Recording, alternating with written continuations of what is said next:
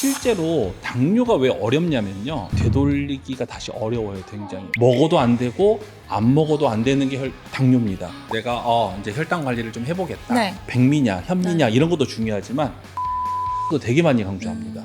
안녕하세요, 심으뜸입니다. 오늘도 히브뜸 채널의 운동생리학 김희재 박사님을 모셨는데요. 안녕하세요, 김희재입니다. 제가 박사님이랑 그런 컨디셔닝에 대해서 얘기를 하다가 우연히 찍은 쇼츠가 지금 대박이 났고요. 아, 그래요? 네. 그 다음에 또 첫 주제로 나눴던 우리가 근육 호르몬에 대해서도 많이들 관심 있게 봐줬거든요. 네. 오늘 주제는 혈당. 혈당. 좀 핫한 키워드로 올라온 지가 꽤 됐거든요. 태어나서 처음 재본 거예요. 처음 쟀어요? 네. 네. 처음 재는 첫날 네. 112 112. mg per dl이라고 하나요? 네, 맞아요. 그렇게 나왔거든요. 그 다음날, 그 다다음날, 그 다다음날 되니까 이제 뭐 90, 90 이렇게 정상으로 나오긴 하더라고요. 네. 근데 근데 저는 그 112에 약간 충격을 살짝 충격을 먹어서 받았죠. 몇 이상이었을 때 우리가 당뇨라는 걸 판정하기 때문에 내가 처음 쟀는데 110 몇이에요. 그러면 숫자만 보면 당뇨 전 단계. 혹은 전 단계에 네. 해당이 되는 거거든요. 다른 사람들도 그런 결과가 있으면 깜짝 놀랄 거예요. 네. 전부가 아니고 그 숫자만 가지고 해석할 수 있는 건 또 제한적이다라는 얘기들을 내가 이제 천천히 조금 해드리고 싶고요. 실질적으로 혈당은 내가 음식, 특히 탄수화물을 먹었을 때 올라가는 게 맞아요. 네. 맞지만 그것만으로 혈당이 오르는 건 아닙니다. 네. 예를 들면 스트레스라든지 네.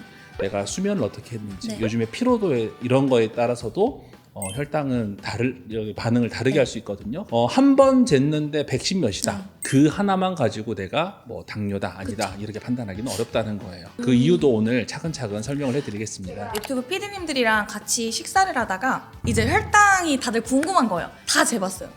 식사 직후보다는 혈당이 조금씩 오르잖아요. PD님 한 명이 214가 나오는 거예요. 뭐 먹었어요 그날? 떡볶이도 있었고 치킨도 있었고 김밥 이런 것도 있었고 뭐 빵도 있었고 탄수화물 일단 그렇죠. 폭발했었어요. 탄수화물이 지금 보니까 충분히 조금 많은 식사를 했었을 때 식사 직후에 재기 때문에 네. 아마 그 PD님의 최종 식후, 그러니까 피크는 네. 사실 300까지 갔었을 가능성도 있어요. 그럼 우리 PD님 당뇨인가요?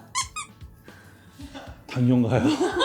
보통 사람들은 이렇게 탄수화물이 많은 식사를 하게 되면 혈당이 굉장히 많이 오르게 되어 있는데 식사 직후에 잰 혈당을 가지고 우리가 당뇨를 판정할 수 있습니까? 라고 하는 것 자체가 조금 문제가 있어요.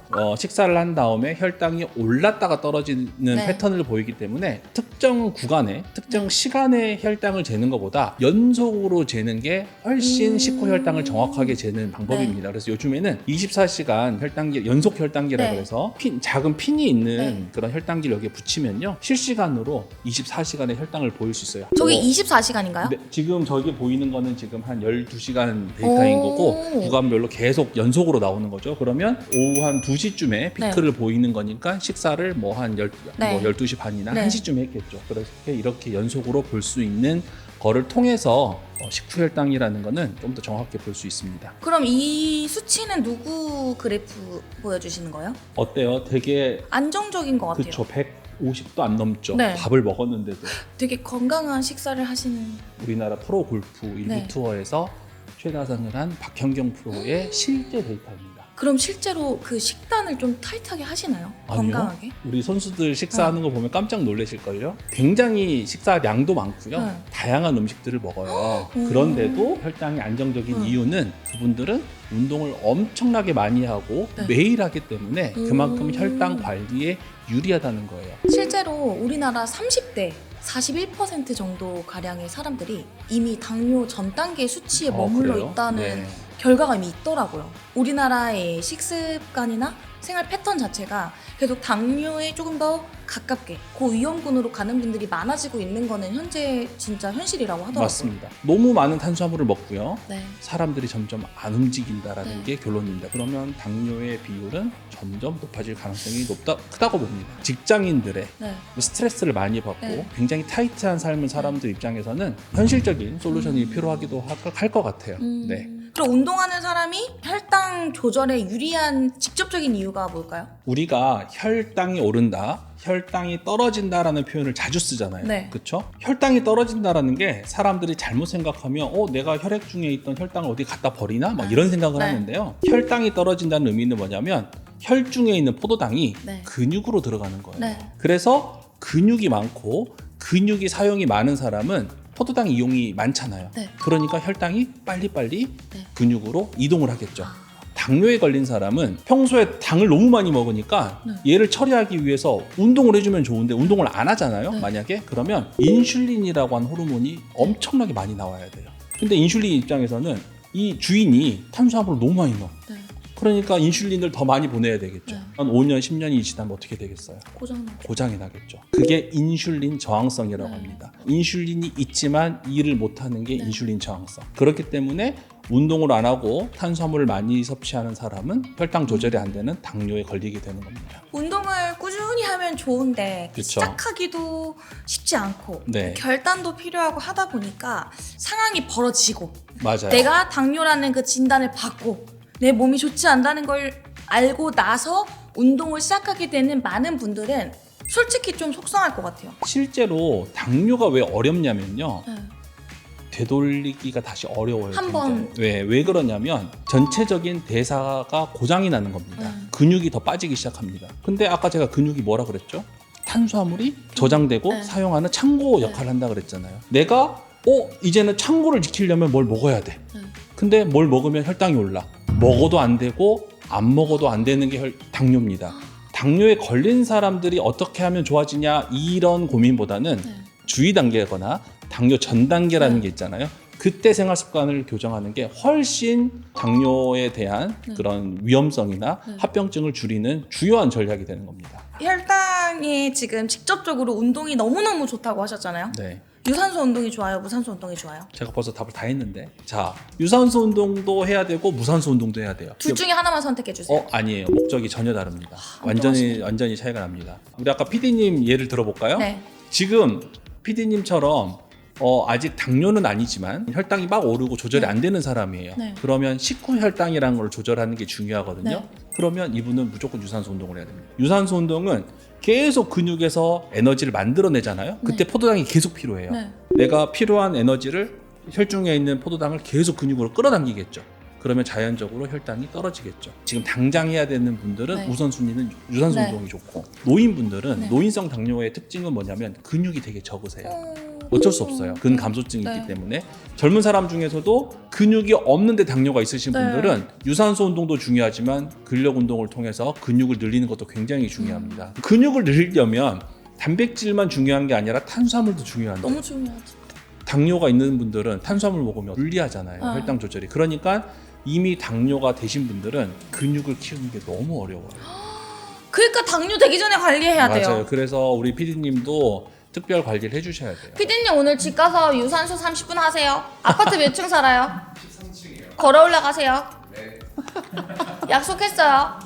13층에 살아가지고 몸의 변화를 확인할 수 있는 그런 방법이 있는 거예요? 내가 이제 혈당 관리를 좀 해보겠다. 네. 그러면 운동도 하고 식사 아까 뭐 순서도 바꿔보고 이런 노력을 네. 할 거 아니에요. 3개월에 네. 혈당의 평균이라고 하는 네. 거를 알려주는 지표가 있어요. 그게 바로 당화혈색소라는 겁니다. 당화혈색소. 네, 이게 좀- 들어보긴 했는데 이게 정확하게 그쵸. 뭔가요? 이 당화혈색소는 뭐냐면 혈액 안에는 이 색소라는 게 혈색소라는 게 있는데, 만약에 주변에 당이 많으면 네. 얘가 당화가 될 거 아니에요. 그쵸. 색소 중에 당화가 된 색소가 몇 %냐라고 하는 지표가 있어요.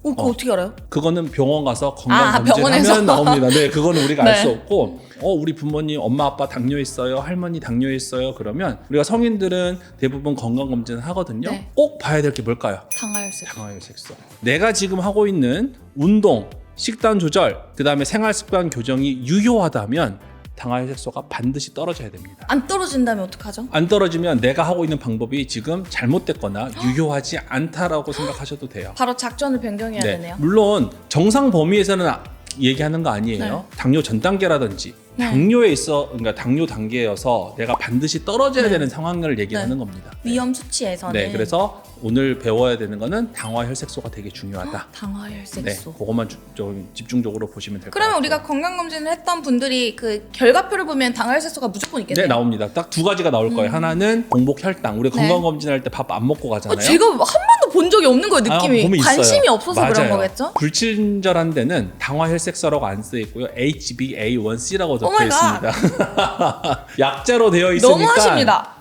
그래서 더 모르는 거예요. 포도당, 글루코스라고 되어 있는 걸 네. 혈당이라고 보는 거 하나, 그 다음에 HbA1c, 당화혈색소 이 두 가지만 보시면 됩니다. 제가 지금 가져온 그림이 실제 건강검진 자료거든요. 그러면 딱 두 가지 나와 있죠. 글루코즈랑 봐봐, 여기 얘네들도 지금 불친절하게 당화혈색소라고 안 써 있고 세상에. HbA1c라고 돼 있죠. 저걸 어떻게 알아요, 당화혈색소인지. 그러니까 그래서 이 HbA1c라고 되어 있으면 이 숫자를 보면 되는데 PD님의 수치는 2년 전에 5.7이었는데 네. 지금 6.2가 됐죠. 네. 당화혈색소가 올라갔다는 소리는 네. 평균이 올라갔다는 소리입니다. 정상 범위는 5.6% 이하, 당뇨는 6.5% 이상이 우리가 당뇨라고 나와 있는데 네. 지금 PD님은 어디에 해당돼요?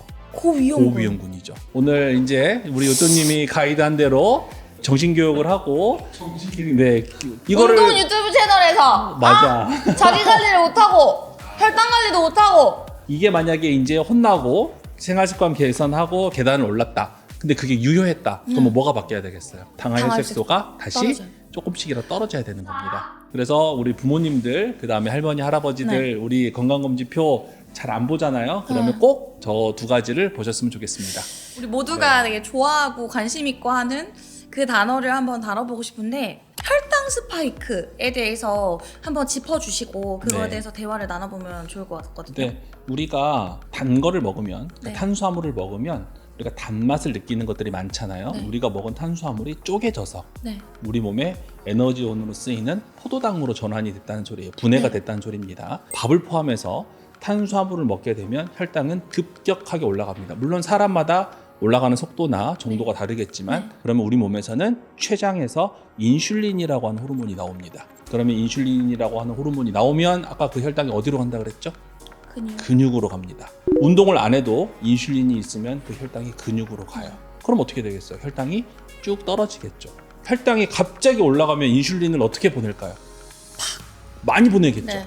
그러니까 급격하게 올라가면 급격하게 떨어지게 되어 있습니다. 혈당이 완만하게 올라가서 완만하게 떨어지는 게 아니라 급격하게 올랐다가 급격하게 떨어지는 이 모양이 뭐죠? 이걸 스파이크라고 합니다. 우리가 혈당 스파이크를 막는 방법은 두 가지가 있어요. 하나는 혈당 스파이크를 안 일으키는 것들을 안 먹으면 되고요. 네. 또 하나는 뭐죠?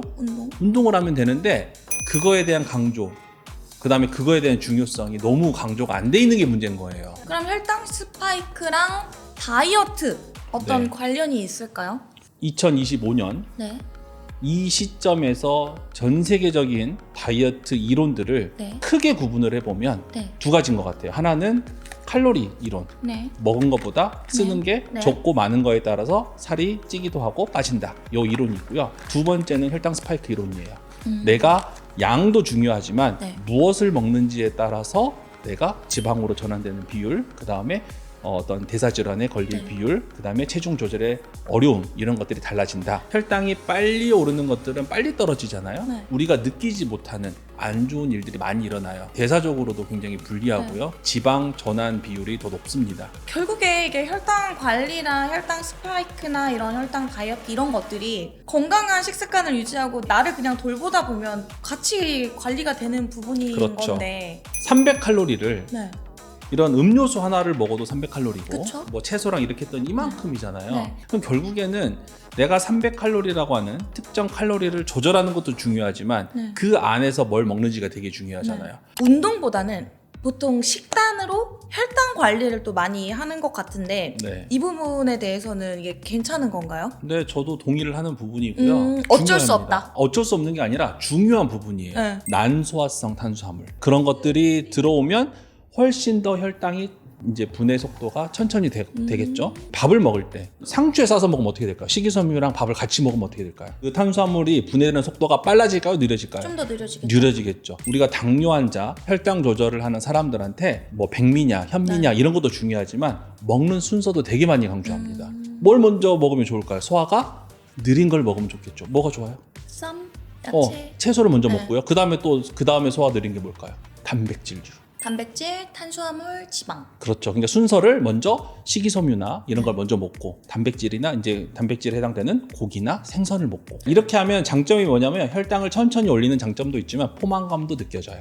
그쵸. 어. 이 영상을 보는 모든 분들이 혈당이나 이런 당뇨에 대해서 인지를 좀 하고 건강관리와 혈당관리를 같이 해나가는 게 좀 좋은 방향성이 아닐까. 네. 그동안 제 인생에서 당뇨는 남일이었는데 최근에 이제 제가 좀 이 혈당에 관심을 가지면서 내가 그동안 정말 잘못됐구나. 조금 더 일찍 관리를 할 줄 알았더라면 주변 분들이나 우리 버금이들한테도 더 많은 정보를 줄 수 있었을 텐데 라는 이런 후회도 아쉬움도 있고요. 조금 더 노력해서 더 많이 언급하고 관리하고 또 제 몸에 실험도 해보는 그런 컨텐츠들도 많이 도전을 할 테니까 이번 영상을 시청하신 분들은 혈당 스파이크 그렇게 크게 엄청나게 집착하지 않아도 된다 를 일단 조금 아셨으면 좋겠고 주요 키워드를 한 번씩 짚어주면서 결론을 내주셨으면 좋겠어요.